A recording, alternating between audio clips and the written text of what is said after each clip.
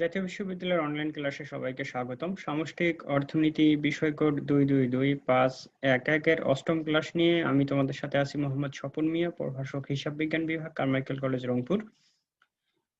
আজকে আমাদের লেকচারের শিরোনাম হচ্ছে দীর্ঘমেয়াদী কার্যক্রম। এটি তোমাদের বইয়ের চতুর্থ অধ্যায়। শুরুতে আমরা এই অধ্যায়ের সিলেবাসের অন্তর্ভুক্ত বিষয়সমূহ দেখে নিব। এই অধ্যায়ের সিলেবাসে যে সকল বিষয় অন্তর্ভুক্ত আছে: শ্রম বাজার, মজুরি নির্ধারণ, দাম নির্ধারণ, বেকারত্বের প্রকৃতি, বেকারত্বের স্বাভাবিক হার ও ফিলিপ রেখা। এই অধ্যায়ের সিলেবাসে আরো যে সকল বিষয় অন্তর্ভুক্ত আছে: মুদ্রাস্ফীতি, বাণিজ্য চক্র, এএসএডি মডেল, স্বল্প ও মধ্যকালীন ভারসাম্য আর্থিক পরিবর্তনের ফলাফল, স্বাভাবিক আর্থিক প্রবৃদ্ধি। এরপরে আমরা দেখে নিব এই আজকের ক্লাসে আমরা যে সকল বিষয় নিয়ে আলোচনা করব। আজকে আমরা যে বিষয়গুলো নিয়ে আলোচনা করব: বেকারত্বের স্বাভাবিক হার বলতে কি বোঝো, বাংলাদেশে বেকার সমস্যার কারণ কি, বাংলাদেশে বেকার সমস্যা সমাধানের উপায়সমূহ, ফিলিপ রেখা কি, স্বল্পকালীন ফিলিপ রেখার সাহায্যে বেকারত্ব মুদ্রাস্ফীতির মধ্যে সম্পর্ক, বাণিজ্য চক্র কি, বাণিজ্য চক্রের পর্যায় বা ধাপসমূহ, সামগ্রিক চাহিদা বলতে কি বোঝো, সামগ্রিক চাহিদা রেখা কখন ডান দিকে নিম্নগামী হয়, সামগ্রিক যোগান বলতে কি বোঝো। তাহলে শুরু করা যাক আজকের মূল আলোচনা। আশা করি তোমরা শেষ পর্যন্ত সাথেই থাকবে। আজকে আমরা প্রথমে যে প্রশ্নটি দিয়ে আমাদের অনলাইন ক্লাসে আলোচনা শুরু করব সেটি হচ্ছে বেকারত্বের স্বাভাবিক হার বলতে কি বোঝো। তার আগে আমরা জেনে নিব যে বেকারত্ব বলতে কি বোঝো। যখন কোনো দেশের কর্মক্ষম লোক প্রচলিত মজুরিতে কাজ করতে রাজি থাকা সত্ত্বেও যোগ্যতা অনুযায়ী কাজ পায় না, তাকে বেকারত্ব বলে। বেকারত্বের স্বাভাবিক হার বলতে সেই হারকে বোঝায় যা দেশের অর্থনৈতিক পরিস্থিতির সাথে সামঞ্জস্যপূর্ণ এবং যেখানে মুদ্রাস্ফীতির হার স্থিতিশীল থাকে এবং একটি দেশের শতভাগ অর্থাৎ 100% শ্রমিক কখনো কাজ পায় না, সর্বদা কিছু না কিছু লোক বেকার থাকে, সেই বেকারত্বকে বেকারত্বের স্বাভাবিক হার বলে। অর্থাৎ একটা দেশে যে পরিমাণ কর্মক্ষম লোক আছে সেই কর্মক্ষম লোকের শতভাগ লোক হচ্ছে কাজ পায় না, কিছু না কিছু লোক বেকার থাকে। তো এই যে সকল লোক বেকার থাকে সাধারণত মূলত তাকে স্বাভাবিক বেকারত্ব বলে। তো এই বেকারত্বের হার কত হবে? এই হার হচ্ছে 5 থেকে 6% হতে পারে। সুতরাং বেকারত্বের স্বাভাবিক হার মেনে নিয়ে বাকি যদি 95% বা 95 থেকে 94% লোক কাজ পেলে পূর্ণ নিয়োগ অর্জিত হয়েছে বলা যাবে। এভাবে বিভিন্ন দেশের বেকারত্বের সর্বনিম্ন হারকে বেকারত্বের স্বাভাবিক হার বলে। অর্থাৎ আমরা জানি যে একটা দেশের শতভাগ লোক হচ্ছে কখনো কাজ পায় না, কিছু না কিছু লোক বেকার থাকে। এই বেকারত্বের পরিমাণ যদি 5 থেকে 6% হয় তাহলে তাকে স্বাভাবিক বেকারত্ব বলে, এবং বাকি যে 95 বা 96% লোক আছে যদি তারা সবাই কাজ পায় তাহলে পুনর্নিয়োগ অর্জিত হয়েছে বলে ধরা হবে। তো এই হচ্ছে বেকারত্বের স্বাভাবিক হার। আশা করি তোমরা এই আলোচনা থেকে বেকারত্বের স্বাভাবিক হার কাকে বলে বিষয়টি ব্যাখ্যা করতে পারবে। পরের আলোচনার বিষয় বাংলাদেশে বেকার সমস্যার কারণ কি। বাংলাদেশে বেকার সমস্যার হচ্ছে যে পিছনে যে সকল কারণ আছে আমরা এখন আলোচনা করব। যখন কোন দেশের কর্মক্ষম লোক প্রচলিত মজুরিতে কাজ করতে রাজি থাকা সত্ত্বেও যোগ্যতা অনুযায়ী কাজ পায় না, তাকে বেকারত্ব বলে। বাংলাদেশের অর্থনীতিতে বেকার সমস্যার কারণগুলো হচ্ছে নিম্নরূপ: মৌসুমী বেকারত্ব, অর্থাৎ বাংলাদেশে মৌসুমী বেকারত্ব দেখা দেয়। আমাদের দেশের অর্থনীতি হচ্ছে অধিকাংশ কৃষি নির্ভরশীল, কিন্তু কৃষি শিল্প কারখানায় পণ্য বা সেবা সামগ্রী উৎপাদনের ক্ষেত্রে যে কাঁচামাল দরকার হয় তা মূলত কৃষি থেকে আসে, এবং এই কাঁচামাল হচ্ছে কিছু কিছু কাঁচামাল আছে যেগুলো সারা বছর পাওয়া যায় না, শুধু একটা নির্দিষ্ট সময়ে বছরে পাওয়া যায়। তো ওই সময় হচ্ছে ওই যে সকল কলকারখানা চালু থাকে সেই সকল কলকারখানায় শুধু শ্রমিকরা কাজ করে এবং বছরের বাকি সময় তারা হচ্ছে বেকার থাকে। যেমন উদাহরণস্বরূপ আমরা বলতে পারি, যেমন পাট কল বা চিনি কলের কথা বলি, সারা বছর পাট উৎপাদিত হয় না, কিন্তু বছরের যে সময় পাট উৎপাদিত হয় বা আখ উৎপাদিত হয় শুধু সেই সময় পাট এবং চিনি কলগুলো হচ্ছে চালু থাকে এবং বাকি সময় হচ্ছে বন্ধ থাকে। তো ওই পাট কল বা চিনি কলে যে শ্রমিকরা কাজ করে সাধারণত বছরের হচ্ছে যে অর্ধেক সময় তারা কাজ করে, বাকি অর্ধেক সময় তারা বেকার থাকে। এদেরকে মূলত মৌসুমী বেকারত্ব বলে, এবং বাংলাদেশের বেকারত্বের একটি কারণ হচ্ছে মৌসুমী বেকারত্ব। বাণিজ্য চক্রজনিত কারণ। বাণিজ্য চক্র বলতে বোঝায় যে একটি দেশের অর্থনীতির ক্রমাগত উত্থান পতনের চক্রকার আবর্তনকে হচ্ছে মূলত বাণিজ্য চক্র বলে, এবং বাণিজ্য চক্রের জনিত কারণেও বেকারত্ব দেখা দেয়। সাধারণত একটা দেশের বাণিজ্য কখনো মন্দা অবস্থায় থাকে, আবার কখনো ভালো অবস্থায় থাকে। যখন মন্দা অবস্থায় থাকে তখন হচ্ছে শ্রমিকদের কাজ বা হচ্ছে তখন লোকজনের কর্মসংস্থানের পরিমাণ কম থাকে। তো বাণিজ্য চক্রজনিত কারণেও বেকারত্ব দেখা দেয়। প্রযুক্তিগত কারণ,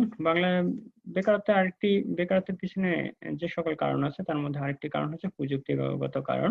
প্রযুক্তিগত উন্নয়নের কারণে এখন হচ্ছে কৃষি বা হচ্ছে অন্যান্য শিল্পক্ষেত্রে হচ্ছে নতুন নতুন প্রযুক্তির ব্যবহার করার কারণে শ্রমিকদের কর্মসংস্থানের পরিমাণ হ্রাস পাচ্ছে। অর্থাৎ অধিকাংশ কাজ হচ্ছে যন্ত্র দ্বারা সম্পাদিত হচ্ছে বা যন্ত্র দ্বারা সম্পাদন করা হচ্ছে, যার কারণে হচ্ছে শ্রমিকরা তাদের কাজ হারাচ্ছে।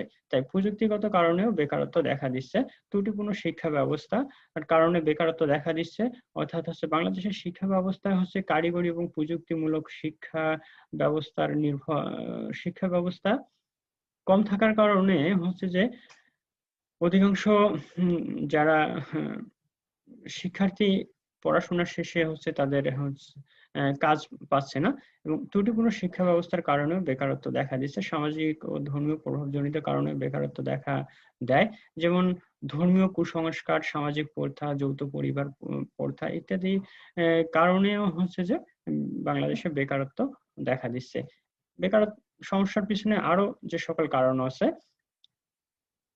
দ্রুত জনসংখ্যা বৃদ্ধি। বাংলাদেশ একটি জনবহুল দেশ এবং এখানে জনসংখ্যা খুব দ্রুত হারে বৃদ্ধি পাচ্ছে, এবং যে হারে জনসংখ্যা বৃদ্ধি পাচ্ছে সেই হারে কর্মসংস্থান বৃদ্ধি পাচ্ছে না। ফলে বাড়তি জনসংখ্যার জন্য বাড়তি কর্মসংস্থান সৃষ্টি হচ্ছে না। এই জন্য দ্রুত জনসংখ্যা বৃদ্ধির কারণেও বেকার সমস্যা দেখা দিচ্ছে। কারিগরি শিক্ষার অভাবের কারণে বেকারত্ব দেখা দিচ্ছে। অর্থাৎ কারিগরি শিক্ষা দ্বারা যদি একটি দেশের জনগণকে শিক্ষিত করা যায়, তাহলে তারা যদি চাকরি নাও পায় তাহলে তারা নিজের কর্মসংস্থান সৃষ্টি করতে পারবে। এই কারিগরি শিক্ষা যতটুকু আছে সেটা হচ্ছে চাহিদা ও প্রয়োজনের তুলনায় সেটা যথাযথ নয়, যার কারণে কারিগরি শিক্ষার অভাবেও বেকারত্ব দেখা দিচ্ছে।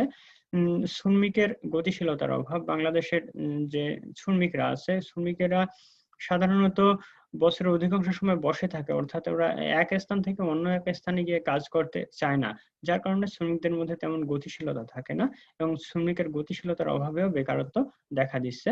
শিল্পক্ষেত্রে অস্থিরতা। বাংলাদেশের ক্ষেত্রে প্রায় অস্থিরতা দেখা দেয়, অর্থাৎ হচ্ছে শ্রমিকদের মধ্যে প্রায় অসন্তোষ দেখা দেয়, যার কারণে শ্রমিক আন্দোলন হয়। এর কারণে হচ্ছে শিল্পক্ষেত্রে একটা অস্থিরতা তৈরি হয়, ফলে অধিকাংশ শ্রমিক হচ্ছে কাজ হারাচ্ছে বা ছাঁটাই করা হচ্ছে। এই শিল্পক্ষেত্রের অস্থিরতার কারণেও বেকারত্ব দেখা দিচ্ছে। মহিলাদের কাজের সুযোগ সীমিত। আমাদের দেশের মোট জনসংখ্যার অর্ধেক পুরুষ এবং অর্ধেক নারী। এই অর্ধেক নারীকে পিছনে রেখে মূলত হচ্ছে যে বাংলাদেশ অর্থনৈতিক উন্নয়ন সম্ভব নয়, এবং পুরুষের জন্য যে ধরনের কর্মক্ষেত্রে সুযোগ আছে বা পুরুষরা কর্মক্ষেত্রে যত সহজে প্রবেশ করতে পারে, নারীদের ক্ষেত্রে কর্মক্ষেত্রে প্রবেশের তত সুযোগ নেই বা কর্মক্ষেত্রের পরিধি তত বিস্তৃত নয়, যার কারণে তাদের কাজের সুযোগ সীমিত, এবং এ কারণেও বেকারত্ব দেখা দিচ্ছে। প্রাকৃতিক দুর্যোগ। বাংলাদেশ একটি প্রাকৃতিক দুর্যোগ প্রবণ দেশ। এখানে প্রায় খরা, ঘূর্ণিঝড়, জলোচ্ছ্বাস ইত্যাদি ধরনের প্রাকৃতিক দুর্যোগ দেখা দেয়, এবং প্রাকৃতিক দুর্যোগের কারণে বাংলাদেশের যে ফসলের ক্ষতি হচ্ছে, এবং কৃষকরা অধিকাংশ সময় বেকার থাকছে, এবং এই প্রাকৃতিক দুর্যোগের কারণে বাংলাদেশে বেকারত্ব দেখা দিচ্ছে। কুটির শিল্প ধ্বংস। অর্থনৈতিক অর্থাৎ প্রযুক্তির উন্নয়ন এবং হচ্ছে বাজারে নতুন নতুন পণ্য আসার কারণে তাদের সাথে প্রতিযোগিতায় আমাদের কুটির শিল্প হচ্ছে প্রতিযোগিতায় টিকে থাকতে পারছে না, যার কারণে হচ্ছে কুটির শিল্প ধ্বংস হচ্ছে, এবং যার কারণে গ্রামের অধিকাংশ লোকেই হচ্ছে বেকার থাকছে। অদক্ষ মানব সম্পদ। আমাদের দেশের জনসংখ্যা আছে কিন্তু আমাদের দেশে জনসম্পদ নেই, এবং যতটুকু আছে তারা হচ্ছে অদক্ষ। এই অদক্ষতার কারণে বা অদক্ষ মানব সম্পদের কারণেও বাংলাদেশে বেকারত্ব দেখা দিচ্ছে। আশা করি তোমরা এই আলোচনা থেকে বাংলাদেশে বেকার সমস্যার কারণ বা বেকারত্বের পিছনে যে সকল কারণ তোমরা তা ব্যাখ্যা করতে পারবে। পরের আলোচনার বিষয় বাংলাদেশে বেকার সমস্যা সমাধানের উপায়।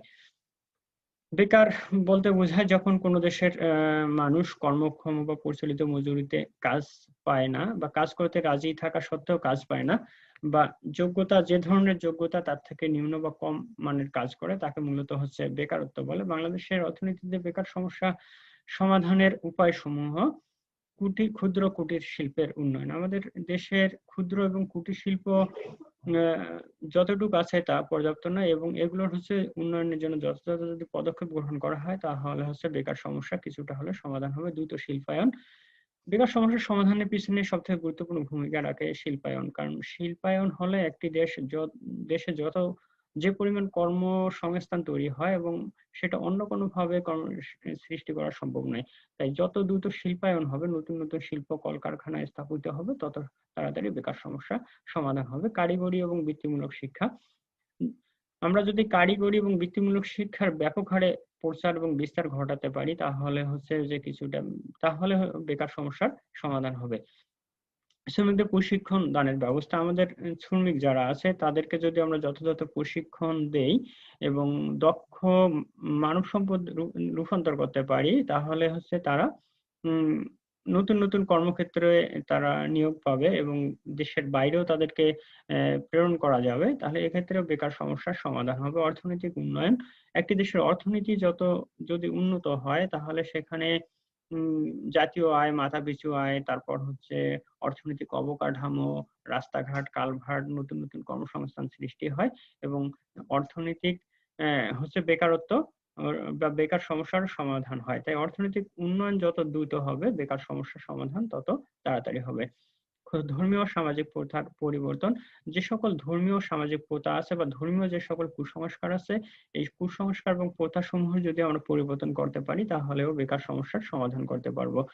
চাকরির বিনিয়োগ কেন্দ্র স্থাপন, অর্থাৎ বেকারদের জন্য চাকরির বিনিয়োগ কেন্দ্র স্থাপন করতে হবে। অর্থাৎ যখন কোথাও কোনো নিয়োগ হবে বা কোথাও কোনো নিয়োগ হবে তখন সেটা যারা বেকার আছে তারা যেন সহজে জানতে পারে। তাই চাকরির বিনিয়োগ কেন্দ্র স্থাপনের মাধ্যমে বেকার সমস্যার সমাধান করা সম্ভব।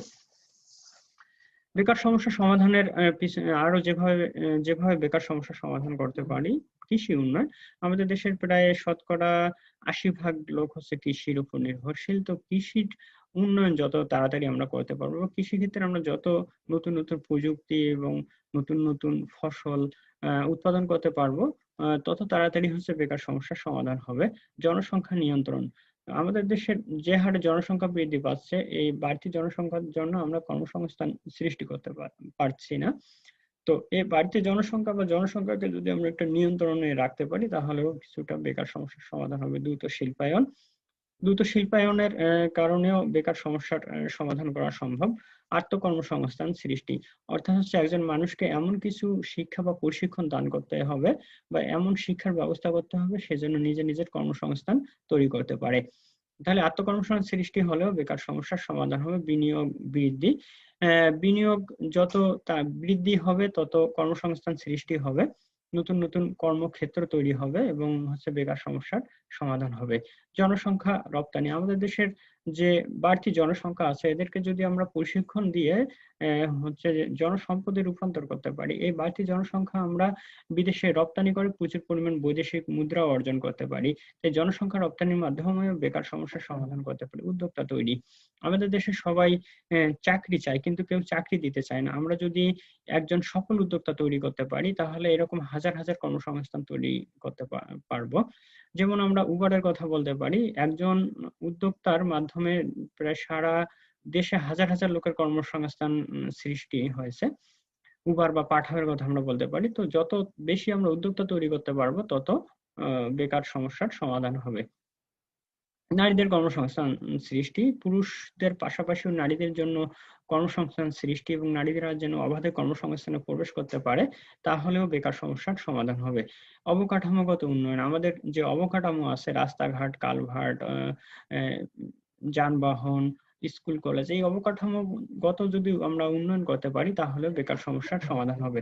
আশা করি তোমরা এই আলোচনা থেকে বাংলাদেশের বেকার সমস্যার সমাধানের উপায়সমূহ ব্যাখ্যা করতে পারবে। পরের আলোচনার বিষয় ফিলিপ রেখা কি? এডব্লিউ ফিলিপ যুক্তরাজ্যের প্রসারিত মুদ্রাস্ফীতির ধারা পরীক্ষা নিরীক্ষা করে আর্থিক মজুরির পরিবর্তন এবং বেকারত্বের হারের মধ্যে দীর্ঘকালীন স্থিতিশীল অথচ ঋণাত্মক সম্পর্ক খুঁজে পান। তিনি একটি রেখার সাহায্যে এই বিপরীত সম্পর্ককে প্রকাশ করেন যা তার নাম অনুসারে ফিলিপ রেখা নামে পরিচিত। ফিলিপ রেখা হলো এমন একটি রেখা যার বিভিন্ন বিন্দুতে মুদ্রাস্ফীতি এবং বেকারত্বের মাধ্যমে বিপরীত সম্পর্ক প্রকাশ পায়। অর্থাৎ মুদ্রাস্ফীতি এবং বেকারত্বের মধ্যে বিপরীত সম্পর্ক বলে মুদ্রাস্ফীতি যদি বাড়ে তাহলে বেকারত্ব কমবে এবং বেকারত্ব যদি কমে তাহলে মুদ্রাস্ফীতি বাড়বে। তাহলে বিষয়টি আমরা যদি একটি চিত্রের সাহায্যে ব্যাখ্যা করি তাহলে চিত্রে ভূমি অক্ষে বেকারত্বের হার এবং লম্ব অক্ষে মুদ্রাস্ফীতির হার দেখানো হয়েছে। বেকারত্বের হার যখন 8% তখন মুদ্রাস্ফীতির হার হচ্ছে 0। অর্থাৎ বেকারত্বের হার হ্রাস পেয়ে যখন 6% হয় তখন মুদ্রাস্ফীতি 0% থেকে বেড়ে 1% এ দাঁড়ায়, যা চিত্রের সি বিন্দু দিয়ে দেখানো হয়েছে। এখন সরকারের অব্যাহত বেকারত্ব নীতির কারণে বা বেকারত্ব বিরোধী নীতির কারণে বেকারত্ব যখন কমে 8% থেকে কমে 4 এবং 2% পৌঁছায় তখন মুদ্রাস্ফীতি বৃদ্ধি পেয়ে 3 এবং 6% দাঁড়ায়, যা এবং বি বিন্দু দিয়ে দেখানো হয়েছে। অর্থাৎ বেকারত্ব এবং মুদ্রাস্ফীতির হারের মধ্যে একটা বিপরীত সম্পর্ক বিরাজ করছে। তাই বেকারত্ব কমাতে চাইলে মুদ্রাস্ফীতি বেড়ে যায় এবং মুদ্রাস্ফীতি নির্দেশক এ বি সি ডি বিন্দুগুলো যোগ করলে যে রেখা পাওয়া যায় তাই মূলত ফিলিপ রেখা। এই রেখাটি মূলত বাম থেকে ডান দিকে নিম্নগামী। অর্থাৎ এখানে হচ্ছে ভূমি অক্ষে বেকারত্বের হার এবং লম্ব অক্ষে হচ্ছে মুদ্রাস্ফীতির হার।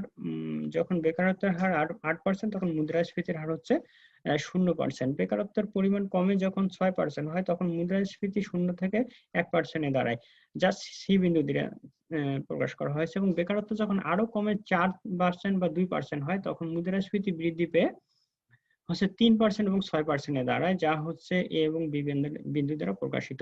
অর্থাৎ আমরা এখানে দেখতে পাচ্ছি যে বেকারত্ব এবং মুদ্রাস্ফীতির মধ্যে বিপরীত সম্পর্ক বিরাজ করছে। বেকারত্ব যখন কমতেছে তখন মুদ্রাস্ফীতির হার বাড়তেছে, বা মুদ্রাস্ফীতির হার যখন কমে তখন বেকারত্ব হার বাড়ে। মূলত এটি হচ্ছে মূলত ফিলিপ রেখা এবং এই রেখা হচ্ছে বাম থেকে ডান দিকে নিম্নগামী। আশা করি তোমরা এই আলোচনা থেকে ফিলিপ রেখা কি ব্যাখ্যা করতে পারবে। পরের আলোচনার বিষয় স্বল্পকালীন ফিলিপ রেখার সাহায্যে বেকারত্ব এবং মুদ্রাস্ফীতির মধ্যে সম্পর্ক।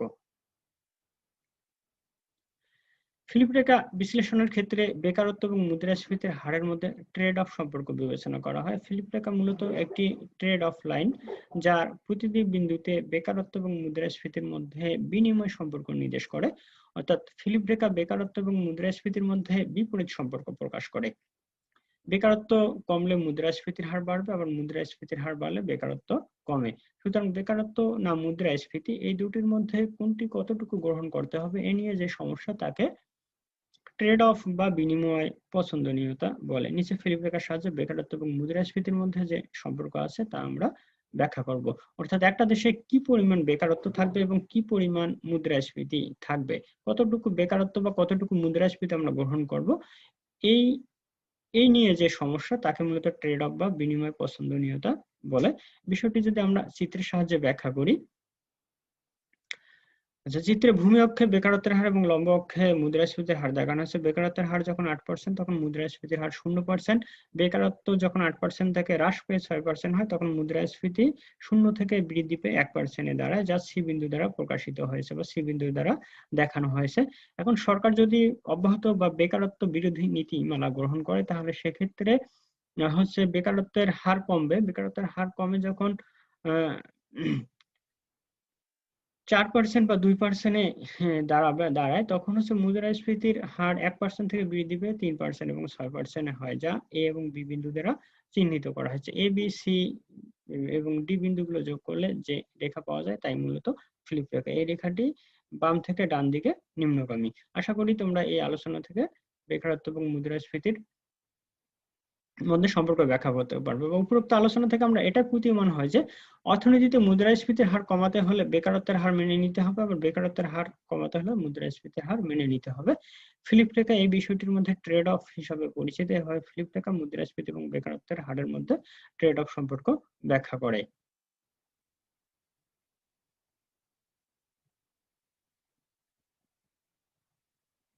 পরে আলোচনার বিষয় বাণিজ্য চক্র কাকে বলে এবং বাণিজ্য চক্রের ধাপসমূহ ব্যাখ্যা করো।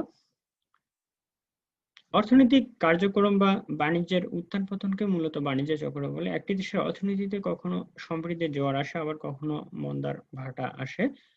এ সম্পর্কে মিস্টার ওয়েসলি মিশেল বলেন, সামগ্রিক অর্থনীতির উত্থান পতন নিয়ে ক্রমাগত যে চক্র আবর্তন হয় তাকে বাণিজ্য চক্র বলে। অর্থাৎ একটা দেশের সামগ্রিক অর্থনীতির উত্থান পতনকে নিয়ে ক্রমাগত যে চক্র আবর্তন হয় তাকে মূলত বাণিজ্য চক্র বলে। বাণিজ্য চক্রের ধাপসমূহ যদি আমরা ব্যাখ্যা করি,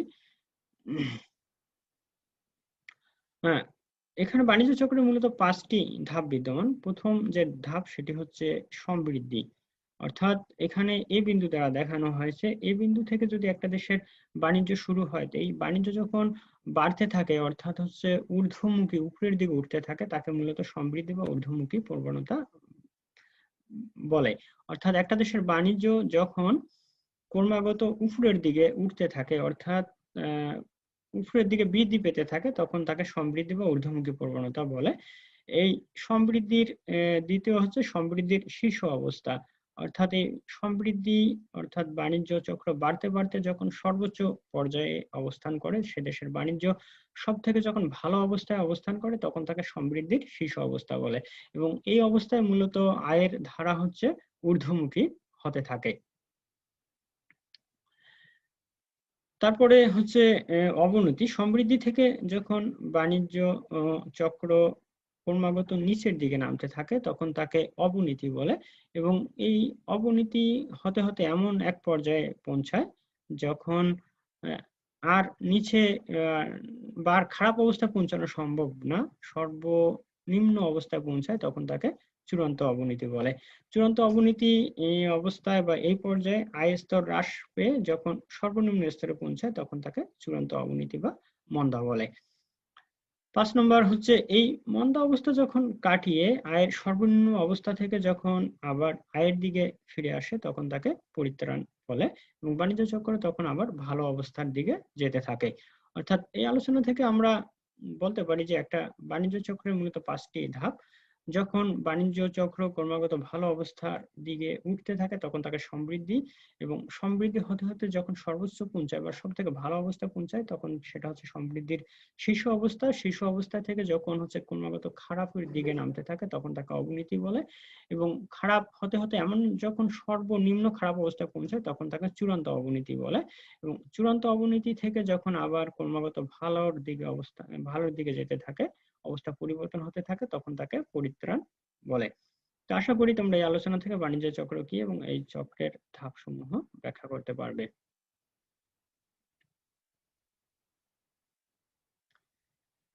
পরে আলোচনার বিষয় ওকান বিধির সাহায্যে বেকারত্ব এবং প্রবৃদ্ধির মধ্যে সম্পর্ক। মার্কিন যুক্তরাষ্ট্রের সাবেক প্রেসিডেন্ট জনসনের অর্থনৈতিক উপদেষ্টা ইয়েল বিশ্ববিদ্যালয়ের অধ্যাপক আর্থার ওকান প্রবৃদ্ধি ও বেকারত্বের মধ্যে সম্পর্ক ব্যাখ্যা করতে গিয়ে যে বিধি প্রদান করেন তাকে মূলত তার নাম অনুসারে ওকান বিধি নামে পরিচিত। ওকানের মতে প্রকৃত জিএনপির সাথে বেকারত্বের সম্পর্ক বিপরীত, অর্থাৎ জিএনপি বাড়লে বেকারত্ব হ্রাস পাবে এবং জিএনপি কমলে বেকারত্ব বৃদ্ধি পাবে। ওকান বিধিতে বলা হয় অন্যান্য অবস্থা স্থির থেকে জিএনপি 3% বাড়লে বেকারত্ব 1%-এ নেমে আসবে এবং প্রকৃত জিএনপি 3% কমলে বেকারত্ব 1% বাড়বে। অর্থাৎ প্রকৃত জিএনপি এবং বেকারত্বের সম্পর্ক হচ্ছে এখানে বিপরীত। যদি বেকারত্ব কমে তাহলে জিএনপি বাড়বে এবং জিএনপি যদি বাড়ে তাহলে বেকারত্ব কমবে। তো এই ওকান বিধিটিকে যদি আমরা একটি চিত্রের সাহায্যে প্রকাশ করি, ওকান তার বিধিটি ব্যাখ্যা করতে গিয়ে মূলত প্রকৃত জিএনপি এবং সমমনাময় জিএনপির মধ্যে দুটি ধারণার কথা উল্লেখ করেন। এক, প্রকৃত জিএনপি সমমনাময় জিএনপির সমান হলে তখন সেখানে স্বাভাবিক বেকারত্ব বিরাজ করে। আর দুই হচ্ছে প্রকৃত জিএনপি সম্ভাবনাময় জিএনপির চেয়ে কম হলে সেখানে অস্বাভাবিক বেকারত্ব বিরাজ করে। বিষয়টিকে যদি আমরা চিত্রের সাহায্যে ব্যাখ্যা করি তাহলে ওয়াই অক্ষে আমরা সম্ভাবনাময় জিএনপি এবং প্রকৃত জিএনপি দেখিয়েছি এবং ও এক্স অক্ষে সময় দেখানো হয়েছে, এবং এ আর রেখার হচ্ছে এ আর রেখার এ আর রেখার মধ্যে প্রকৃত জিএনপি এবং সম্ভাবনাময় জিএনপি হচ্ছে সমান সমতা বিরাজ করে। এবং হচ্ছে এখানে মূলত এ, বি এবং সি এই ডি বিন্দুগুলোতে প্রকৃত জিএনপি এবং সম্ভাবনাময় জিএনপি সমান হওয়ার কারণে এখানে মূলত স্বাভাবিক বেকারত্ব বিরাজ করছে। আর নিচের যে বৃত্তাকার চিহ্নিত যে অংশটা দেখা যাচ্ছে, এখানে মূলত প্রকৃত জিএনপির সম্ভাবনাময় জিএনপির চেয়ে কম হওয়ায় অস্বাভাবিক বেকারত্ব বিরাজ করছে। মূলত তোমরা এই আলোচনা থেকে ওকান বিধির সাহায্যে বেকারত্ব এবং প্রবৃদ্ধির মধ্যে যে সম্পর্ক তোমরা ব্যাখ্যা করতে পারবে। পরের আলোচনার বিষয়, সামগ্রিক চাহিদা বলতে কি বোঝো? কোন দেশের একটি নির্দিষ্ট সময়ে দ্রব্য বা সেবার মোট চাহিদাকে তাকে সামগ্রিক চাহিদা বলে। অন্যভাবে বলা যায়, একটা নির্দিষ্ট সময়ে একটি দেশের সব জনগণের উৎপাদিত দ্রব্য সামগ্রী ও সেবার উপর যে ব্যয় নির্বাহ করবে তার সমষ্টি হলো সামগ্রিক চাহিদা। অর্থাৎ আমরা জানি চাহিদা বলতে মূলত বোঝায় যে কোনো কিছু পাওয়ার ইচ্ছা বা আকাঙ্ক্ষাকে মূলত চাহিদা বলে, কিন্তু অর্থনীতিতে চাহিদা কোনো কিছু পাওয়ার ইচ্ছা বা আকাঙ্ক্ষাকে মূলত চাহিদা বলা যায় না। এর পিছনে কতগুলো শর্ত থাকে যে ওই দ্রব্যটি করার ইচ্ছা থাকতে হবে, প্রয়োজনীয় অর্থ থাকতে হবে এবং অর্থ ব্যয়ের ইচ্ছা থাকতে হবে, তাকে চাহিদা বলে। কিন্তু সামগ্রিক চাহিদা বলতে যখন কোনো ব্যক্তি বা প্রতিষ্ঠানের চাহিদা নয়, এটা যখন একটি দেশের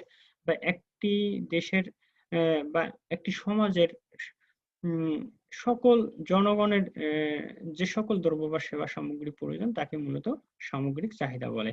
অর্থাৎ সামগ্রিক চাহিদাটি আবার অর্থনীতির পরিধির উপর নির্ভরশীল। অর্থনীতির পরিধি যত বাড়বে সামগ্রিক চাহিদার পরিমাণ তত বেশি হবে। দ্বিঘাত বিশিষ্ট অর্থনীতির কথা যদি আমরা চিন্তা করি, এক্ষেত্রে সামগ্রিক চাহিদা হচ্ছে এডি সমান সি প্লাস আই। অর্থাৎ এডি হচ্ছে এগ্রিগেট ডিমান্ড বা সামগ্রিক চাহিদা, সি হচ্ছে মোট ভোগ ব্যয় এবং আই হচ্ছে বিনিয়োগ ব্যয়। আর সরকারি খাত যদি আমরা বিবেচনা করি তাহলে নতুন একটি খাত যোগ হওয়ার কারণে সামগ্রিক চাহিদার পরিমাণ বাড়বে, তখন এডি সমান আমরা সি প্লাস আই প্লাস জি লিখতে পারি। অর্থাৎ ভোগ ব্যয়, বিনিয়োগ ব্যয় এবং সরকারি ব্যয় সমান হচ্ছে তখন সামগ্রিক চাহিদা। খোলা অর্থনীতির কথা যদি আমরা বিবেচনা করি তাহলে সেক্ষেত্রে সামগ্রিক চাহিদা সমান দাঁড়ায় C plus I plus G plus X minus M. এখানে এক্স মাইনাস এম হচ্ছে নিট রপ্তানি আয়, অর্থাৎ এক্স হচ্ছে রপ্তানি আয় আর এম হচ্ছে আমদানি ব্যয়। রপ্তানি আয় থেকে যদি আমরা আমদানি ব্যয় বাদ দেই তাহলে যা পাই সেটা হচ্ছে নিট রপ্তানি আয়। অর্থাৎ বিভিন্ন দামে একটি দেশ কি পরিমাণ দ্রব্য ও সেবা সামগ্রী ক্রয় করতে আগ্রহী তার পরিমাণকে মূলত সামগ্রিক চাহিদা বলে।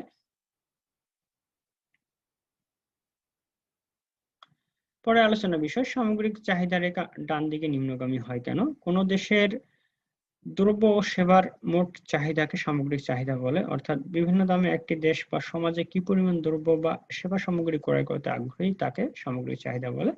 আর যে রেখা দেশের দাম স্তর ও সামগ্রিক চাহিদার মধ্যে বিপরীত সম্পর্ক প্রকাশ করে তাকে সামগ্রিক চাহিদা রেখা বলে। সামগ্রিক চাহিদা রেখা ডান দিকে নিম্নগামী হয় এবং এর পিছনে যে সকল কারণ আছে তার মধ্যে হচ্ছে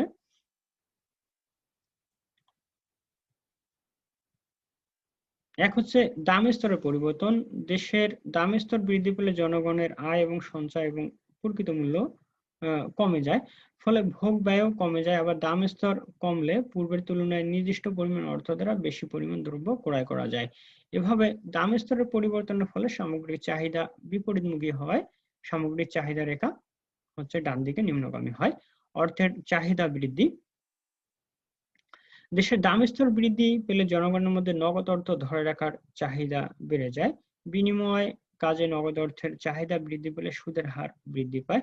সুদের হার বাড়লে ভোগ্য দ্রব্যের চাহিদা এবং মূলধন দ্রব্যের চাহিদা কমে যায়, ফলে চাহিদা রেখা ডান দিকে নিম্নগামী হয়।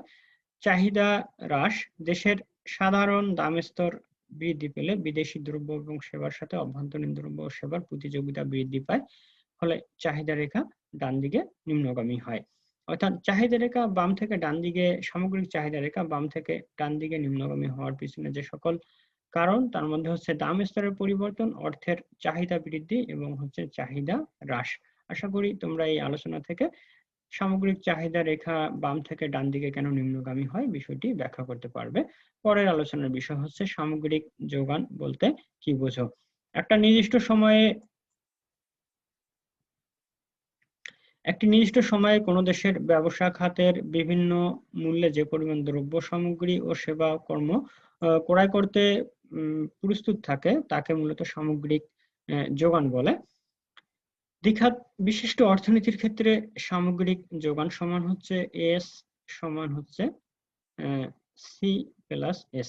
সরকারি খাত যদি বিবেচনা করা হয় তাহলে আরেকটি খাত বৃদ্ধি পায়, তাহলে 3 খাত বিশিষ্ট অর্থনীতির ক্ষেত্রে সামগ্রিক যোগান বলতে হচ্ছে এস সমান সি প্লাস এস প্লাস টি। বৈদেশিক খাত যদি বিবেচনা করি সেক্ষেত্রে হচ্ছে 4 খাত বিশিষ্ট অর্থনীতির ক্ষেত্রে সামগ্রিক যোগান এস সমান C plus S plus T X minus same. এখানে এস সমান এগ্রিগেট সাপ্লাই বা সামগ্রিক যোগান, সি হচ্ছে মোট ভোগ বাই এস সঞ্চয়, টি হচ্ছে কর, এক্স হচ্ছে রপ্তানি এবং এম হচ্ছে আমদানি, আর এক্স মাইনাস এম হচ্ছে নিট রপ্তানি আয়। অর্থাৎ রপ্তানি আয় থেকে আমদানি ব্যয় বাদ দিলে যা পাওয়া যায় সেটি হচ্ছে মূলত নিট রপ্তানি আয়। তাহলে সামগ্রিক যোগান বলতে বোঝায় একটা নির্দিষ্ট সময় কোন দেশের ব্যবসা খাতে বিভিন্ন মূল্যে যে পরিমাণ দ্রব্য ও সামগ্রী বা সেবা কর্ম বিক্রয় করার জন্য প্রস্তুত থাকে তখন তাকে সামগ্রিক যোগান বলে। এখানে একটি বিষয় উল্লেখ্য যে একটি দেশের বা একটি সমাজের মোট যে পরিমাণ দ্রব্য বা সেবা সামগ্রী বিক্রয়ের জন্য প্রস্তুত থাকে তাকে সামগ্রিক যোগান বলে। আশা করি তোমরা এই আলোচনা থেকে সামগ্রিক যোগান কি বিষয়টি ব্যাখ্যা করতে পারবে।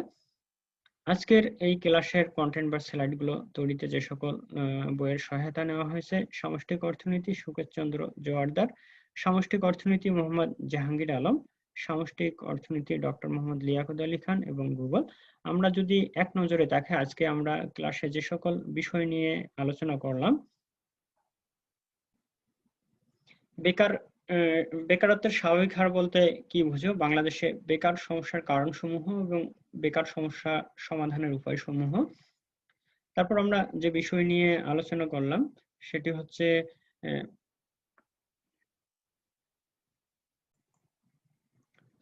ফিলিপ রেখা কি, ফিলিপ রেখার সাথে বেকারত্ব এবং মুদ্রাস্ফীতির মধ্যে সম্পর্ক। তারপর যে বিষয় নিয়ে আমরা আলোচনা করলাম বাণিজ্য চক্র কাকে বলে এবং বাণিজ্য চক্রের বিভিন্ন ধাপসমূহ।